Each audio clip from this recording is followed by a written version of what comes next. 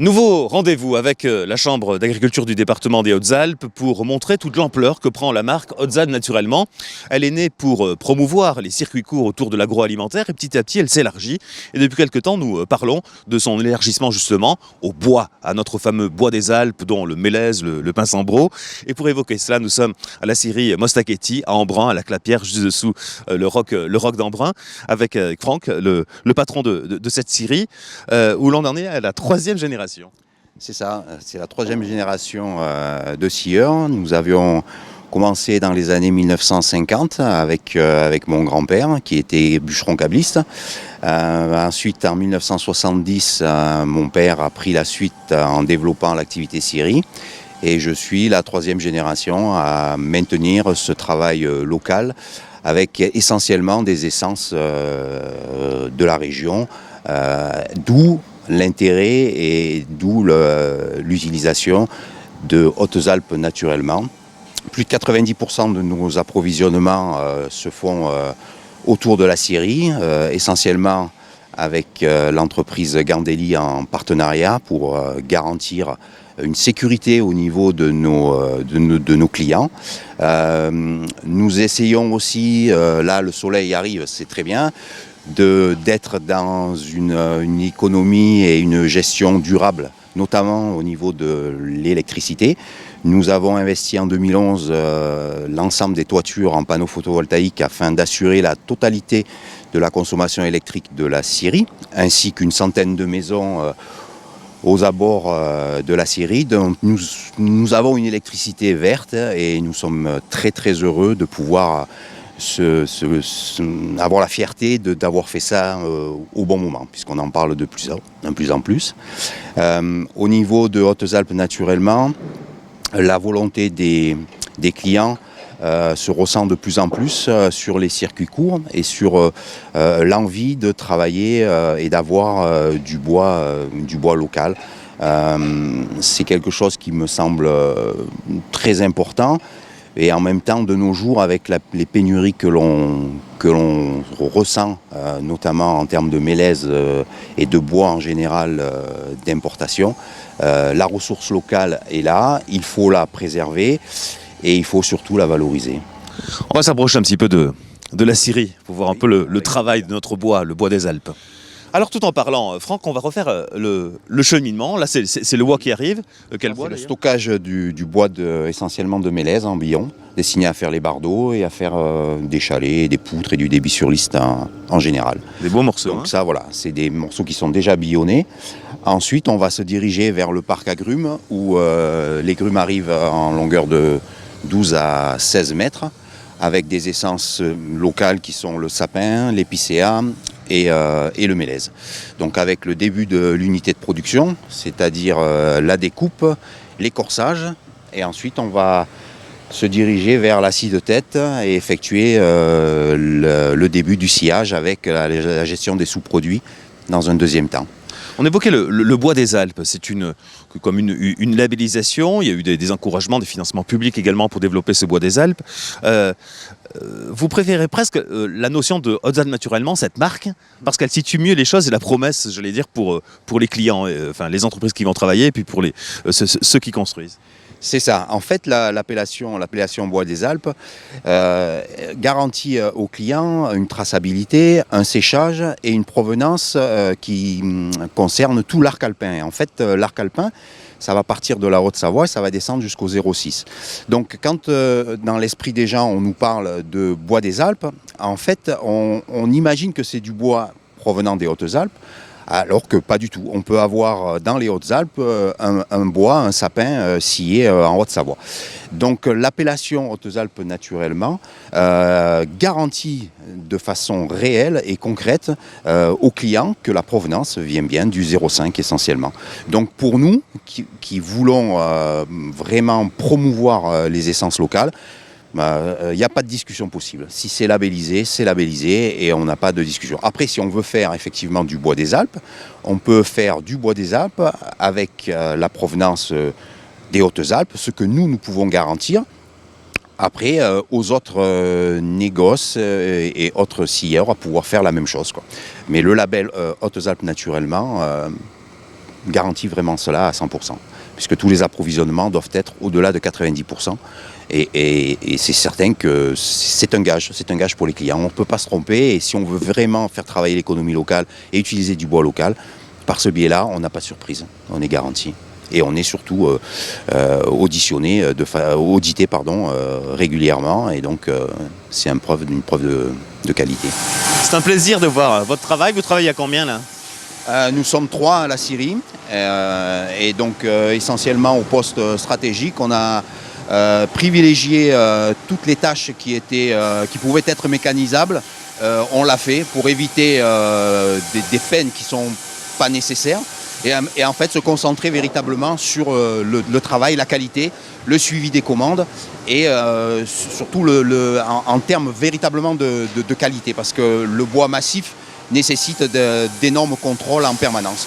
Donc on essaie de véritablement se concentrer là-dessus. Vous parlez des essences, là on a des superbes mélèzes. Vous savez d'où ils viennent par exemple ? Ça c'est du sapin.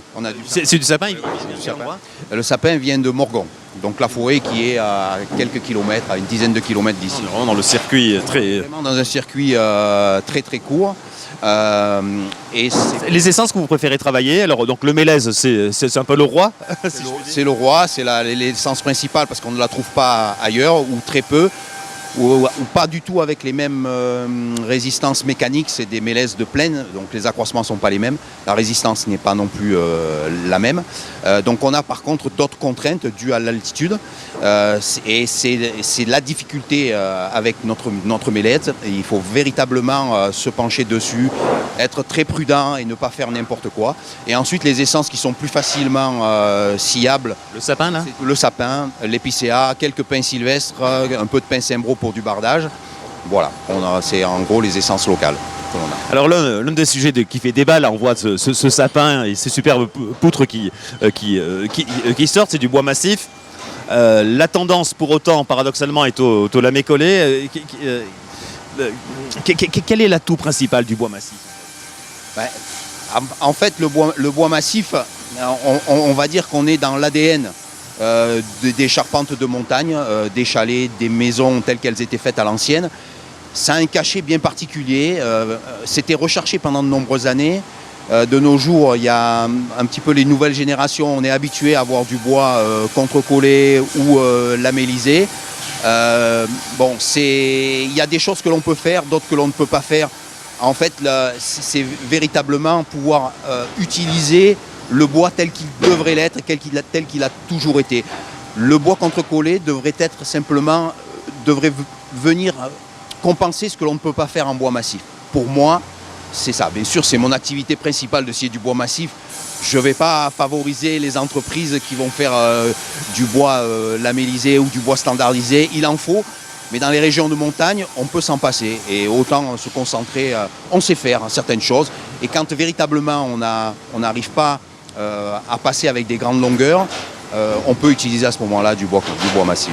On a l'occasion de voir d'ailleurs à Montmort et à La Roche-des-Arnaud ceux qui travaillent dans ce domaine-là. Voilà, exactement. Et l'unité qui va sortir de terre pour pouvoir faire du contre-collé Alpes Bois Collage est véritablement donc un complément de la filière bois, en se disant on va utiliser du bois qui est ici, du bois local qui est de section plus petite, dans lesquels on va pouvoir valoriser, le coller, faire de la grande longueur, et donc rentrer en concurrence, et surtout pouvoir garantir aussi la provenance des Hautes-Alpes dans quelque chose qui n'a pas encore été fait pour le moment. Donc ça véritablement, ça vient vraiment en complément du sciage en bois massif. Et voilà une partie des produits finis. Alors on est plus sur l'habillage. Alors on retrouve les bardeaux. Exactement, on retrouve nos bardeaux de toiture qui sont un peu la spécialité de la maison depuis quelques années. Il y a une demande qui se développe à ce niveau-là.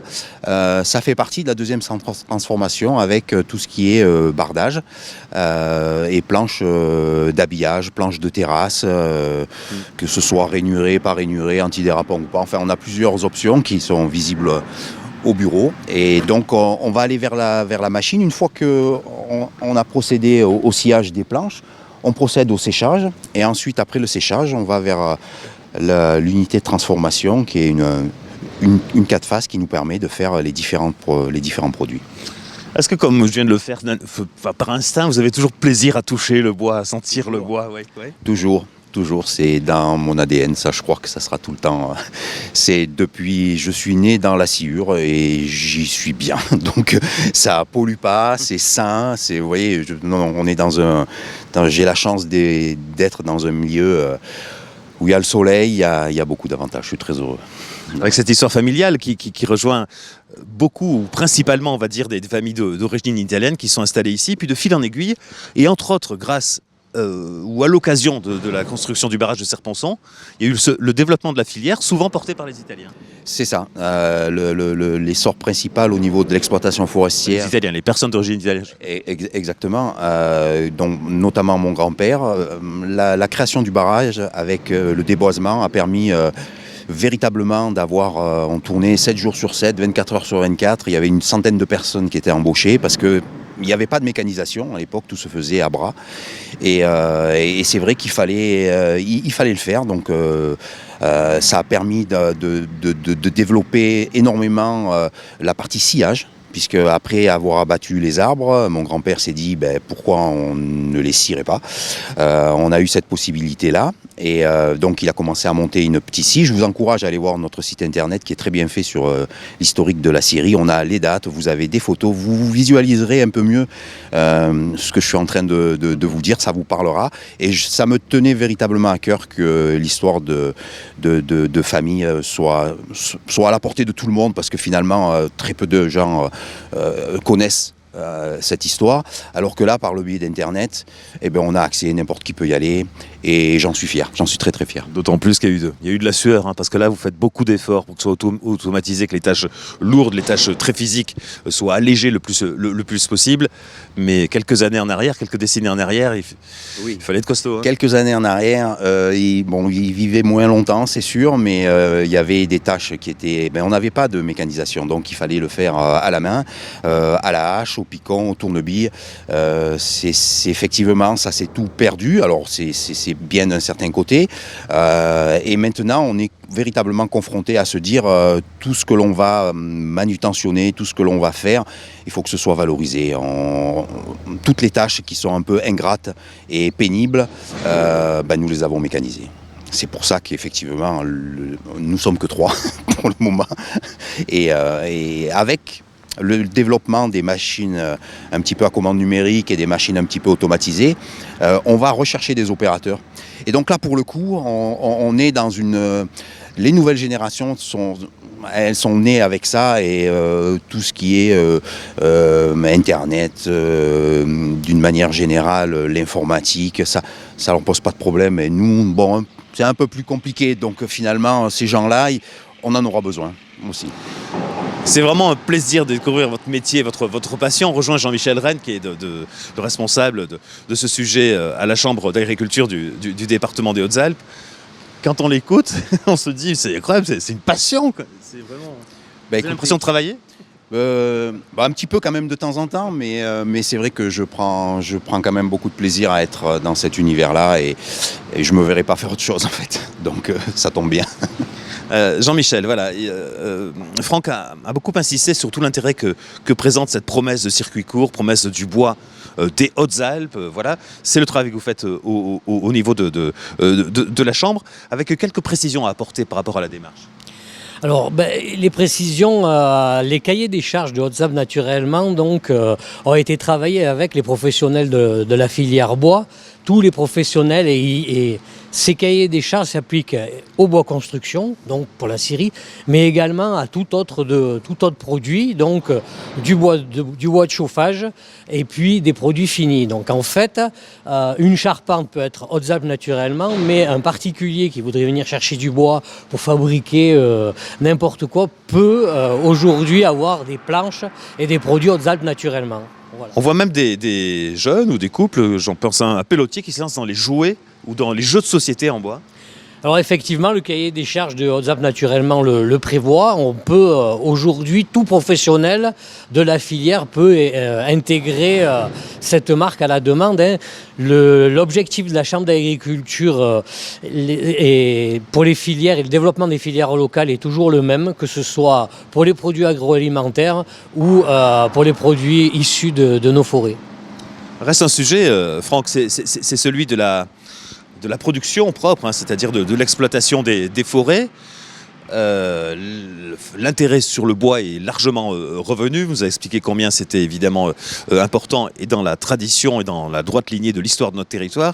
En même temps, c'est pas facile d'en trouver à bon prix, quoi. C'est ça ?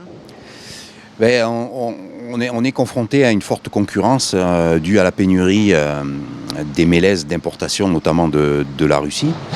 Et là, c'est vrai que ça pose un réel problème parce que les cours augmentent, la demande augmente et par contre, au niveau de l'ONF et au niveau de la gestion, si on veut qu'elle soit toujours pérenne et gérée durablement, on ne peut pas faire pousser les arbres plus vite que ce qui ne pousse. Donc le volume à disposition ne peut difficilement être doublé ou triplé. Donc je pense qu'il faudrait quand même envisager aussi de pouvoir se prémunir et se préserver un petit peu d'une flambée des prix. Et il faut que l'ONF, que ce soit au niveau des contrats ou au niveau de la vente, soit vigilante à ça, pour pas qu'on ait une flambée des prix et qu'on nous abîme la forêt quoi, dans sa régénération. Là, le sapin qu'on a suivi, par exemple, il va à quel endroit ? Vous connaissez le charpentier Là, le charpentier, c'est les établissements Marchis, avec les... De Seillac, hein, c'est ça ? C'est ça. Nous servons aussi en Mélèze les Chalets Chabran, l'entreprise Boulot. Nous avons des énormément de petits charpentiers locaux dans les établissements de Toc, les établissements Boudot, Guy, qui sont à Chorges. Enfin, tous les locaux, en principe, viennent tôt ou tard passer par la scierie. Et pour l'instant, pour reboucler avec les prix, vous avez réussi, dans le contexte que vous venez d'évoquer, à maîtriser le prix au bout ? Oui, on a maintenu, on a réajusté parce qu'effectivement, les énergies, d'une manière générale, l'ensemble des coûts, on n'y échappe pas. Hein, ça a quand même des répercussions d'une manière générale. Mais pour le moment, les prix sont raisonnés. Il faudrait que ça puisse rester à ce niveau-là. On ne peut pas se permettre, on se tire une balle dans le pied et en même temps on ne peut pas non plus, les gens qui viennent et qui créent leur propre marché en fait ne tiennent pas compte du marché local. Donc eux, s'ils veulent du bois, ils achètent le bois au prix, ils additionnent les transports, ils font leur prix de vente et la personne qui est en Haute-Savoie et qui va vouloir acheter, elle a les moyens, elle va le payer. Et c'est là qu'il y a un peu un danger. Alors le revers de ça qui peut leur faire changer d'avis, c'est que le mélèze n'est pas évident à scier. Et moi, j'ai été amené à scier du bois du mélèze pour la Haute-Savoie, parce que la personne en avait marre d'être embêtée par les défauts, la gestion de beaucoup de paramètres. Donc on lui a fait comprendre que c'était plus simple de s'adresser aux locaux, de faire travailler les scieries locales, et de vous fournir une garantie que le travail est bien fait avec un rapport qualité-prix indéniable, plutôt que de faire n'importe quoi. Parce que là, à un moment donné, on fait n'importe quoi, et quand on fait n'importe quoi, on fout le marché en l'air, quoi. Donc il ne faut pas. C'est vraiment intéressant de découvrir ce métier et ces lieux. Là, on est dans quelle partie ? Là, on est dans la partie seconde transformation, avec une 4 faces qui nous permet donc de partir avec la planche brute que l'on a vue en mélèze. Actuellement, elle est réglée en bardeaux. Et à la sortie de la 4 faces, vous pouvez constater les bardeaux usinés. Et après la sortie de la 4 faces, planche usinée en bardeaux, on va se retrouver à les avoir empilés et les couper à 1,10 m afin que les charpentiers puissent les poser directement sur le toit. Et là, c'est l'ultime étape, hein, Franck, hein, c'est ça ? L'ultime étape, une fois que les bardeaux sont empilés, donc logiquement, c'est des longueurs de 2,30 m ou de 3,30 m, nous les positionnons à l'entrée de la machine et de façon automatique, les paquets avancent et sont coupés d'équerre à 1,10 m. Reste à sécher et stocker. Et ensuite, on les sort, on les stocke. Et ensuite, là, on va se diriger vers le séchage qui nous permet de réaliser des bardages. Donc, un usinage différent du bardeau, mais au préalable, passer au séchoir. Voilà pour cette découverte de la scierie Mostacchetti à Embrun. Tout en parlant, on a découvert votre métier, le cheminement de votre travail, sachant qu'au bout du compte, rien ne se perd. Exactement, on a la chance d'exercer un métier où les déchets sont totalement réutilisés, à la fois au niveau de l'écorçage pour les chaufferies, ce qui va nous permettre de garantir un approvisionnement tout au long de l'année. Les plaquettes et la sciure sont souvent mélangées et valorisées pour la fabrication des pellets. Et aussi destinées à certaines chaudières, des petites chaudières qui ont besoin d'une granulométrie très précise. On peut les alimenter sans aucun souci. Du bois de chauffage aussi ? Le bois de chauffage, on peut aussi effectivement faire du bois de chauffage avec donc la possibilité d'avoir du bois de chauffage Hautes-Alpes naturellement, puisque c'est issu des forêts locales. Si on devait, Jean-Michel, essayer de situer la plus-value ou le particularisme, les atouts de ce bois d'altitude, de ce bois de montagne, de ce bois des Hautes-Alpes. Alors le bois des Hautes-Alpes, il se caractérise essentiellement par des essences locales. Le mélèze, le pin cimbreau et également le sapin, mais qu'on retrouve ailleurs. Le mélèze, c'est le fleuron quand même des bois des Alpes du Sud. Et sa grande particularité, c'est sa résistance et puis aussi la possibilité de son usage en extérieur sans aucun traitement. Donc c'est un arbre qui a une durabilité exceptionnelle. Merci. Merci vraiment Franck d'avoir senti votre passion. Jean-Michel nous avoir accompagnés. On souhaite beaucoup de réussite à cette démarche qui s'élargit de la marque Hautes-Alpes naturellement de la Chambre d'agriculture en souhaitant qu'elle prenne encore plus de dimensions. Et pour cela, on touche du bois.